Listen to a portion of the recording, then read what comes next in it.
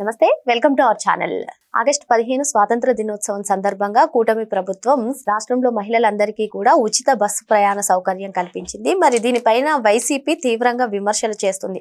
అసలు రాష్ట్రంలో ఎక్కడా కూడా కొన్ని బస్సుల్లో అసలు మహిళలను ఎక్కనివ్వట్లేదు అని చెప్పి వాళ్ళు విమర్శలు చేస్తున్నారు. ఇంతకీ స్త్రీ శక్తి పథకం ఆంధ్రప్రదేశ్లో ఏ విధంగా సాగుతుంది తెలుసుకునే ప్రయత్నం చేద్దాం. దీన్ని విశ్లేషించడానికి మనతో పాటుగా ఉన్నారు సీనియర్ జర్నలిస్ట్ సత్యమూర్తి గారు. నమస్తే సార్. నమస్కారం అండి. స్త్రీ శక్తి పథకం రాష్ట్రంలో మహిళలందరికీ కూడా ఉచిత బస్సు ప్రయాణం సౌకర్యం కల్పిస్తూ కూటమి ప్రభుత్వం ఆగస్టు 15న ఇంప్లిమెంట్ చేసింది సార్. మరి దీనిపైన వైసీపీ అయితే తీవ్ర విమర్శలు చేస్తుంది. రాష్ట్రంలో చాలా బస్సుల్లో అసలు మహిళలను ఫ్రీగా ఎక్కించుకోవట్లేదు. ఈవెన్ యాంకర్ శ్యామల కూడా దీన్నే ఆరోపిస్తున్నారు సార్. ఈ విధంగానే మరి నిజంగానే రాష్ట్రంలో అటువంటి పరిస్థితులు ఉన్నాయా? మరి ఈ ఫ్రీ బస్ స్త్రీ శక్తి పథకం ఏదైతే ఉందో అది ఏ విధంగా ఇంప్లిమెంట్ అవుతుంది? దీని గురించి మీ దగ్గర ఏమైనా సమాచారం ఉందా?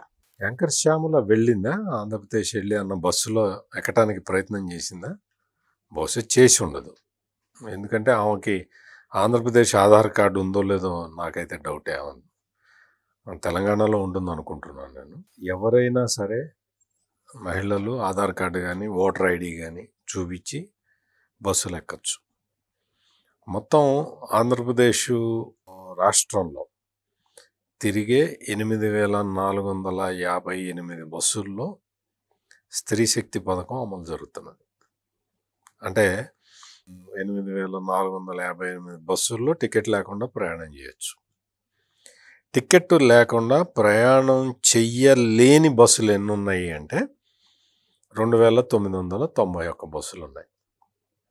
ఏవి ఎక్కువ ఉన్నాయి?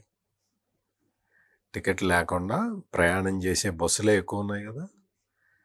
మరి దీని మీద వైసీపీ ప్రచారం చేస్తున్నది అంటే ఇంకా మరి వాళ్ళని పట్టించుకోవాల్సిన అవసరమే ఉంది. దాదాపుగా స్కీము స్టార్ట్ అయిన దగ్గర నుంచి 65 లక్షల మందో 70 లక్షల మందో మహిళలు బస్సు సర్వీసు, ఫ్రీ బస్సు సర్వీస్ని వాడుకున్నారు. వాళ్ళకి ఆనందంగా ఉంది. చక్కగా వెళ్తున్నారు, తిరుగుతున్నారు, వాళ్ళ పనులు చేసుకుంటున్నారు, వాళ్ళ జీవనోపాధి ఉంటే జీవనోపాధి చూసుకుంటున్నారు, వస్తూ ఉన్నారు. వాళ్ళకి లేని అభ్యంతరం వీళ్ళకి ఎందుకు?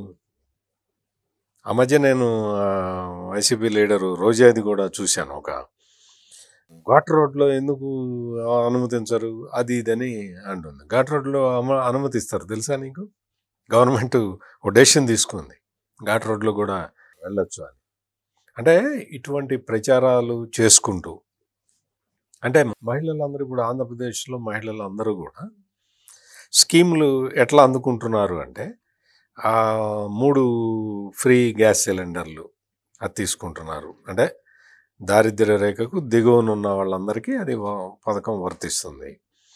తల్లికి వందనం స్కీమ్లో ఎంతమంది పిల్లలు ఉంటే అంతమందికి డబ్బులు ఇస్తూ ఉన్నారు.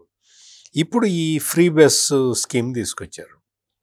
అంటే ఇవన్నీ ఏంటి అంటే మీకు ఉమెన్ వాళ్ళు దైనందిన జీవితంలో, అంటే వాళ్ళు కొంత ఏదో చిన్న వ్యాపారాలు చేసుకునేవాళ్ళు, లేదు చదువుకోవటానికి వెళ్ళే పిల్లలు, వీళ్ళందరికీ కూడా అంటే 60 రూపాయలు ఛార్జీ ఉందనుకో, 120 రూపాయలు వాళ్ళు రోజు ఖర్చు పెట్టేది, అది మిగిలితే వాళ్ళకి ఎంత బెనిఫిట్ వస్తుంది?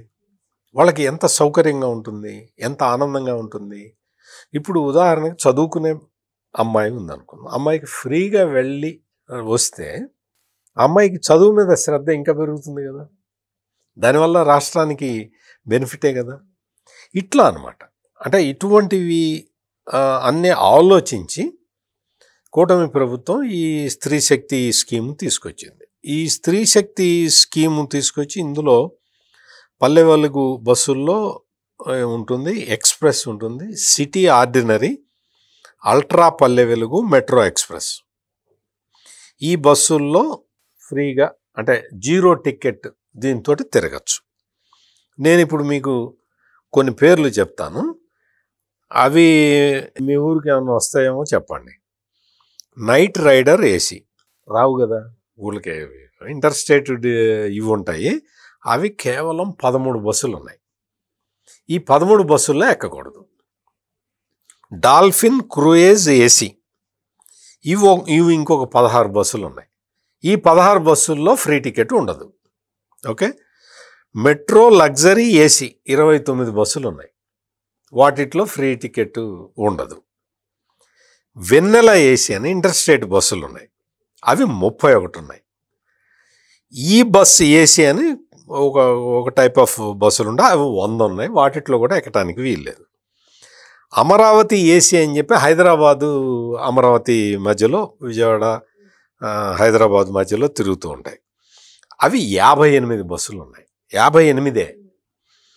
తర్వాత స్టార్ లైనర్ అని చెప్పి అదొక 59 బస్సులు ఉన్నాయి. ఇందిరా బస్సులు ఉన్నాయి, 212 ఉన్నాయి. అల్ట్రా డీలక్స్ బస్సులు 643 ఉన్నాయి. ఇవి మెయిన్గా ఇంటర్ స్టేట్ ఉంటాయి, అంటే 2 రాష్ట్రాల మధ్య తిరుగుతూ. సూపర్ లగ్జరీ బస్సులు 1486 ఉన్నాయి. ఈ మొత్తం కలిపితే 2991 బస్సులు. ఈ బస్సుల్లో ఎక్కడానికి వీల్లేదు, ఫ్రీ టికెట్ ఉండదు. ఎక్కచ్చు, ఎవరైనా ఎక్కచ్చు, టికెట్ కొనుక్కోవాలి. ఈ పైన నేను చెప్పిన బస్సుల్లో 8458 బస్సులు, 8458 బస్సుల్లో 0 ఫేర్ టికెట్ ఇస్తున్నారు, అంటే టికెట్ లేదు, మహిళలకి టికెట్ లేదు. మరి ఈ బస్సులు నైట్ రైడర్లు, డాల్ఫిన్ క్రూయిజ్లు, మెట్రో లగ్జరీలో, వెన్నెల్లో కూడా కావాలని ఈ రోజాను యాంకర్ శ్యామలు అడుగుతున్నారా? అది పాజిబులా? అంతకు ముందు వైసీపీ ఏమన్నది అంటే సూపర్ 6 సూపర్ 7 అని చెప్పి ఎగతాళి చేశారు కదా. ఆ టైంలో ఈ ఫ్రీ బస్సు స్కీమ్ ఎప్పుడు పెడతారు అని అడిగారు. ఫ్రీ బస్సు స్కీమ్ని ఆగస్టు 15 నుంచి మేము పెట్టేస్తామని ఒక 2 నెలల ముందరే చెప్పారు. చెప్పంగానే ఇదిగో జిల్లా వరకే అని చెప్పి అంటున్నారు, అంతకుముందు ఎన్నికల ముందరేమో స్టేట్ మొత్తం అని చెప్పి ప్రచారం చేశారు అని ఒక చెడు ప్రచారాన్ని మొదలుపెట్టారు. ఇప్పుడు జిల్లా వరకు కాదు కదా, బస్సులు కేటగరైజ్ చేసి ఈ బస్సుల్లో ఎక్కితే ఫ్రీ అని పెట్టారు. అది జిల్లా బౌండరీ అని లేదు, ఆ బస్సు ఎక్కడికి వెళ్తే అక్కడ దాకా ఫ్రీగా వెళ్ళచ్చు. మరి ఇది రాష్ట్రం మొత్తంలో తిరగటానికి అవకాశం కల్పించినట్టే కదా. మరి నీ అభ్యంతరం ఏంటి? What is your objection? నువ్వే కదా స్టేట్ మొత్తం ఇంప్లిమెంట్ కావాలని అడిగావు. చంద్రబాబు నాయుడు లేకపోతే నారా లోకేష్, పవన్ కళ్యాణ్ వీళ్ళు చెప్పింది ఏంటి అంటే ఫ్రీ బస్సు ఇస్తాము. అది ఎందుకు అంటే మహిళలకి ఉపయోగపడాలి, మహిళలు ఏదన్నా బయటికి వెళ్ళాలి, ఏదన్నా పని చేసుకొని రావాలి, లేదు చిన్న చిన్న ట్రేడర్స్ వ్యాపారస్తులు ఉంటే బయటికి అక్కడికి వెళ్ళి వ్యాపారం చేసుకొని రావటానికి, వీటన్నిటికీ సౌకర్యంగా ఉంటుంది, మేము ఫ్రీ బస్ ట్రావెల్ పెడతాము అని ఎన్నికల హామీ ఇచ్చారు. హామీ ఇచ్చిన విధంగానే స్కీమ్ని ఇంప్లిమెంట్ చేశారు. మరి ఇప్పుడు దుష్ప్రచారం ఎందుకు చేస్తున్నావు నువ్వు? అంటే రాష్ట్ర ప్రజలకి మంచి జరిగితే నువ్వు భరించలేవా? అంతేనా? నువ్వు ఇప్పుడు ఫ్రీ బస్ ట్రావెల్ అనేది అదొక బాధ్యత, మా రాష్ట్ర ప్రభుత్వం బాధ్యత అని చెప్పి వాళ్ళు చెప్తుంటే నువ్వు లేదు బస్సు ఎక్కనివ్వట్లేదు, ఇది స్త్రీ శక్తి బస్సు కాదు అని బోర్డులు పెట్టారు. ఇదేనా ఫ్రీ బస్సు స్కీమ్ అంటే అని నాటకాలు ఆడుతూ చెప్పటం కాదు కదా. నువ్వు ప్రాక్టికల్గా నీకు ఏముంది ప్రాబ్లము చెప్పాలి. గవర్నమెంట్ ఒక పాలసీ తీసుకుంది. ఇప్పుడు ఇందిరా ఏసీ ఉంది, ఇందిరా ఏసీలో సామాన్యులు ఎవరిని ఎక్కుతారా? సామాన్యులు కూడా ఎక్కచ్చు, అవసరం ఉండి ఇంకా వేరే బస్సులు ఏం లేకపోతే ఇందిరా ఏసీలో ఎక్కుతారు. ఇంటర్ స్టేట్ బస్సులు ఉంటాయి. నీకు అటువంటి బస్సుల్ని ఈ బస్సులు ఎక్కద్దయా అని చెప్పి ఇదిగో ఈ బస్సులు ఎక్కచ్చు, మీకు ఉపయోగపడే బస్సులు ఇవి అని చెప్పి చెబితే నువ్వు దాన్ని తప్పు పడితే ఎట్లా? తప్పు పట్టడం కూడా కుట్రపూరితంగా నువ్వు సిద్ధాంతపరంగా ఈ చర్యలు తీసుకోవాలి అని నువ్వు రిక్వెస్ట్ చేయటం వేరు, నువ్వు బురద చల్లటం వేరు. ప్రభుత్వం ఒక మంచి స్కీముని తీసుకొచ్చినప్పుడు అది ఆడవాళ్ళందరికీ ఉపయోగపడుతున్నప్పుడు నీకు దాన్ని స్వాగతించేంత మంచి బుద్ధి నీకు లేదు, గమ్మును కూర్చో. ఈ తికవాగుడంతా ఎందుకు? కుంటి సాకులు ఎందుకు? లేదు ఈ దుష్ప్రచారం ఎందుకు? ఇవన్నీ చేయాల్సిన అవసరం లేదు కదా. స్కీమ్ బాగా ఉంది, పర్ఫెక్ట్గా ఇంప్లిమెంట్ అవుతున్నది. అందరూ కూడా ఈ స్కీమ్ ఇంప్లిమెంట్ చేయటానికి ముందు ముఖ్యమంత్రి చంద్రబాబు నాయుడు చాలా స్ట్రిక్ట్గా చెప్పాడు. ఏమని? జీరో ఫెయిర్ ఉంది, ఆడవాళ్ళు ఎక్కువ మంది ఎక్కుతారు, వాళ్ళతోటి మీరందరూ మర్యాదగా ఉండాలి అని క్లియర్ కట్గా చెప్పాడు. ఎందుకు అది చెప్పాల్సిన అవసరం ఉందా? అదొక బాధ్యత, సోషల్ రెస్పాన్సిబిలిటీ. అందుకని చెప్పి బస్సుల్లో ఎక్కే మహిళల్ని మీరు గౌరవించాలి. రద్దీ ఎక్కువ ఉండొచ్చు, రద్దీ ఎక్కువ ఉన్నంత మాత్రాన ప్యాసింజర్ల మీద విసుక్కోవడానికి వీలు లేదు అని క్లియర్ కట్ ఇన్స్ట్రక్షన్స్ ఇచ్చి ఈ స్కీమ్ని స్టార్ట్ చేశారు. నిన్న మొన్న సీఎం రివ్యూ చేస్తే దీని మీద బ్రహ్మాండమైన రెస్పాన్స్ ఉంది. ఆ రెస్పాన్స్ చూసి ఆయన సంతోషపడుతూ ఉన్నాడు. దీన్ని ఇంకా ఎట్లా చేయాలి అంటే, ఘాట్ రోడ్ల మీద కూడా బస్సులు కావాలంటున్నారు కదా, పెట్టేద్దాం ఘాట్ రోడ్ల మీద కూడా. కాకపోతే ఏంటంటే ఘాట్ రోడ్లలో ఓవర్లోడ్ చేయకూడదు. అంటే బస్సులో నిలబడి ప్రయాణం చేయడానికి వీలు ఉండదు. సీట్లు ఎంతవరకు ఉంటే అంతవరకు ఎక్కించుకుంటారు. అది కూడా ఫ్రీ ట్రావెల్ కిందకి తీసుకొచ్చారు. ఇటువంటి సజెషన్స్ ఇస్తే పాటించటానికి అక్కడ చంద్రబాబు నాయుడు సిద్ధంగా ఉంటాడు. ఎప్పుడు ఎవరైనా సరే మంచి సలహాలు సూచనలు ఇస్తే ఆయన పాటిస్తాడు. నువ్వు ఎక్కనివ్వట్లే బస్సులు అంటే నువ్వు వచ్చి ఎక్కేచ్చావా?